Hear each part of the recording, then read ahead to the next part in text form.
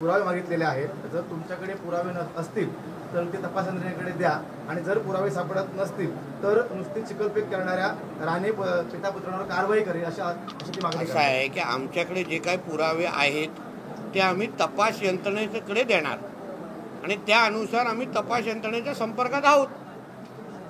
आता तपास यंत्रणेकडे आम्ही काय पुरावे देते त्यांना माहिती आहे।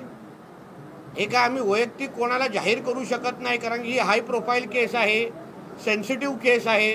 अशा पद्धतीने असे पुरावे अगर मी जग जाहीर केले तर त्या संबंधित जे काही आरोपी आहेत ते पुरावे नष्ट होण्यासाठी प्रयत्न करतील ना।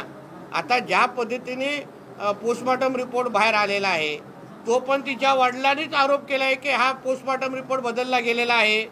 असंख्य डॉक्टरांवर दबाव आणला गेला, तिच्या स्वतःचा जिच्यावर ती लग्न करणार होती रोहन राय त्याच्यावर दबाव आणला गेला आणि म्हणून जे माझे पुरावे आहेत ते संबंधित तपास यंत्रणेच्या संपर्कात राहून मी त्यांना ती माहिती देतोय।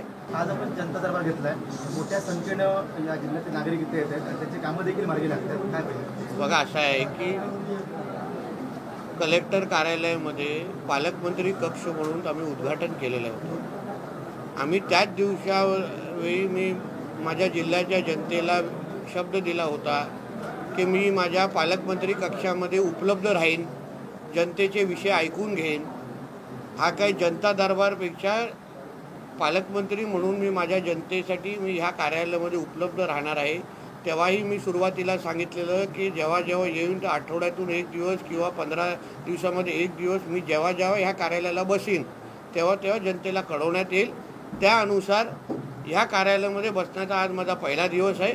अशाच पद्धतीने मी वेळोवेळी माझ्या जिल्ह्याच्या जनतेसाठी ह्या कार्यालयामध्ये उपलब्ध राहीन।